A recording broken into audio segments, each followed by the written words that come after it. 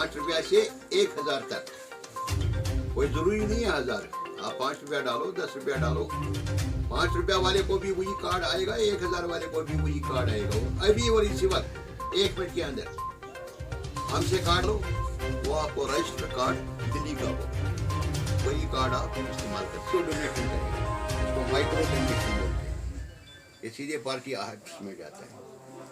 हमें यहाँ से इसका नाम नंबर ये हालांकि मैं कर पैड तमचन हम त्रावान चीज सु डिस्ट्रिक्ट ऑफिस मज गसान पर चीज है कि वो आवाम को खबरदार करे, उसका रिकमेंड करना नहीं करना वैसे बताए, क्योंकि मेरे इलाके में डिस्ट्रिक्ट ऑफिसर को अगर नौचन सरपंच ना इनको डिस्ट्रिक्ट ऑफिसर को कांटेक्ट करना था कि मेरे सलाह में क्या चुनगा सर मां सेफ्टी तो ऐसी है ना, विदेश मैनेज ऐसी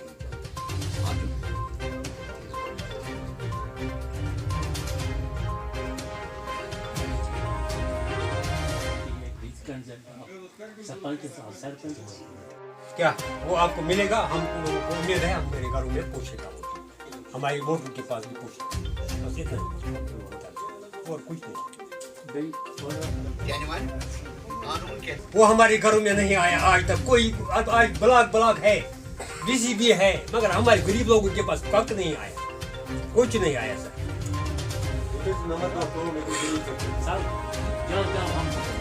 मैक्सिमम 78%। सर आप अब आया मैदान में, सर आप अब आया मैदान में, वादा करते हैं हम।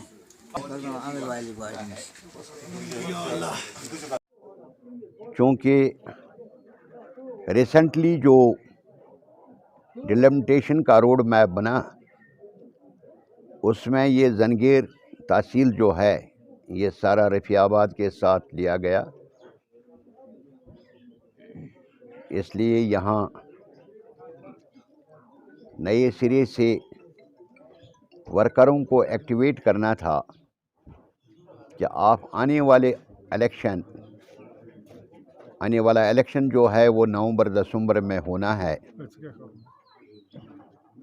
उसकी तैयारियों के लिए और हमारे ऑनरेबल पीएम मोदी जी की स्कीमें जो हैं गरीबों के लिए, उसका अवेयरनेस करना था। सरकार सेंटर क्या करता है यहाँ के आवाम के लिए, उसकी खबरदारी, उसको अवेयरनेस कहते हैं। और यहाँ का जो होने वाला प्रोग्राम है, डेवलपमेंट प्रोग्राम पब्लिक के लिए, जैसे यंग यूथ को 3 फेज़ में यहाँ सबसे बड़ा कैंसर है वो है बेरोज़गारी। बेरोज़गारी को ख़त्म करने के लिए हमारे पास 3 रास्ते हैं। पहला रास्ता हो गया शुरू टीडीसी पास ऑनवर्ड्स, उसको 2 लाख से 20 लाख तक लोन मिलेगा 0 डिग्री पर, कोई सूद उसका नहीं लगेगा। जो सूद उस पर आएगा यूथ मिशन डिपार्टमेंट इसके लिए बनाया गया। नंबर 1 ये है। और हम अपने यूथ से रिक्वेस्ट करते हैं। उसके बाद दूसरा फैक्टर है वो है सरकारी नौकरी। इस साल हमें यहाँ 5 लाख नौकरियाँ देनी है 2022 के एंड तक, ये दूसरा फेज़ है। तीसरा फेज़ है कि प्राइवेट सेक्टर को हमें यहाँ मजबूत करना है। प्राइवेट सेक्टर पर काम शुरू हो गया 1 फरवरी को। जो स्मार्ट सिटी श्रीनगर में काम शुरू हुआ है उस पर, उसका पहला किस्त जो है वो 20,000 करोड़ 8 फरवरी को अनाउंस हो गया। गवर्नर साहब ने उसका अनाउंसमेंट किया। उसमें कोई लिमिट नहीं है पैसे का। वो 80,000 करोड़ का पहला फेज़ है जिसमें 20,000 करोड़ रिलीज़ हो गया। और फ़ौरन 4 कंपनियां उसमें काम करती हैं।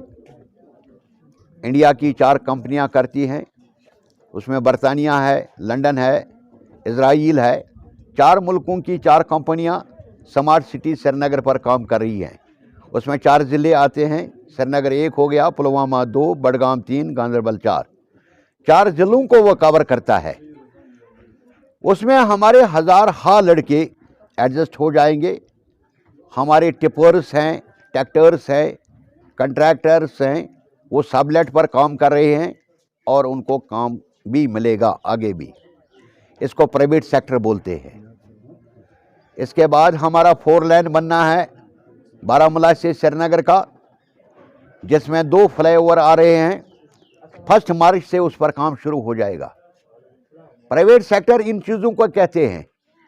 हमारा 4 लेन सोपोर से कोपारा तक बन रहा है, यानी चौकीबल तक वो बनाना है, उसके बाद टंगडार तक बनाना है। उसके साथ रेलवे को जोड़ना है, रेलवे को श्रीनगर से उड़ी जोड़ना है, रेलवे को सोपोर से हमें चौकीबल जोड़ना है। इसको प्राइवेट सेक्टर बोलते हैं। मरे हुए कभी जिंदा नहीं होते हैं। धारा 370, 35A एक बार दफन हुआ है, वो कभी वापस नहीं आएगा। कारण यह है कि उसको एक आदमी ने नहीं अबार किया है, उसको पार्लियामेंट ने ख़त्म किया है। पार्लियामेंट के 366 लोगों ने उसमें साइन किए हैं। 335 हमारे अपने हैं, 36 लोग जो हमारे सहयोगी हैं उन्होंने। उसमें सुबह 9 बजे से रात के 1 बजे तक पार्लियामेंट चला। उसको किसी प्रधानमंत्री ने या होम मिनिस्टर नहीं किया है, उसको पार्लियामेंट हाउस ने ख़त्म किया है। वो दोबारा कभी नहीं आएगा। स्टेटहुड हमने, हमारी सरकार ने वादा किया है। यहाँ पर इलेक्शन हो जाएंगे, हमारी सरकार बनेगी। सरकार बनने के बाद हम 2 बातों का वादा करते हैं। सरकार जो ही बनेगी हलबरदारी होगी, हलबरदारी के साथ साथ ही स्टेटहुड वापस आएगा। जब पहली कैबिनेट हमारी हो जाएगी, हमारी सरकार की, 61,580 जो हमारे डिलीवर्जर्स हैं उनका ऐलान परमानेंट का होगा। उसी दिन ये 2 पॉइंट आप नोट करो, स्टेटहुड भी वापस मिलेगा और डिलीवर्जन को परमानेंट भी किया जाएगा। लेकिन तब तक नहीं जब तक हमारी सरकार नहीं बनेगी, जब तक यहाँ पर इलेक्शंस नहीं होंगे। एजुकेशन सिस्टम जो है वो ठीक होना चाहिए। एजुकेशन में बहुत सारी बातें हैं। हमारा BCA, MCA, BTech, MTech, polytechnical जितने भी पॉइंट्स है, ये आज तक कश्मीर में नहीं होता था। हमारे बच्चे को बाहर बेंगलोर, कर्नाटक वगैरह जाना पड़ता था, लेकिन अब के बाद इसको यहाँ ही ये मिलेगा। इसको बोलते हैं गुड एजुकेशन। हमने 1200 कनाल जागीर में दिए हैं, जहाँ पर दुनिया की सबसे बड़ी अच्छी यूनिवर्सिटी बनेगी। एजुकेशन एक हो गया। उसके बाद हेल्थ का सेक्टर जो है वो ठीक करना है। ऐसा ठीक करना है, अगर आपको याद होगा 2019 में यहाँ GMC बारामूला बना, यानी government medical college. Government medical college यहाँ पर 2 हैं, एक हमने हंदवारा में बनाया, एक बारामूला में बनाया। बारामूला में 19 में 100 MBBS सीटें शुरू हुई, 20 में 200 और आज 500 है।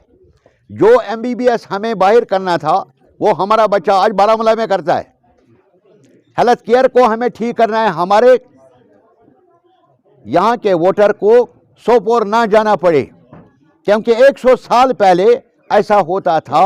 अगर आंख में दर्द, नाक में दर्द, सोपोर जाना है, उसको यहाँ ही मिले। हेल्थ केयर अच्छा हो, हमारा एजुकेशन अच्छा हो, हमारा रोड अच्छा हो, हमारी बिजली अच्छी हो। अगर आपको याद होगा आज से कुछ के 15,000 ट्रांसफार्मर हम बहुत जल्द यहाँ भेज रहे हैं।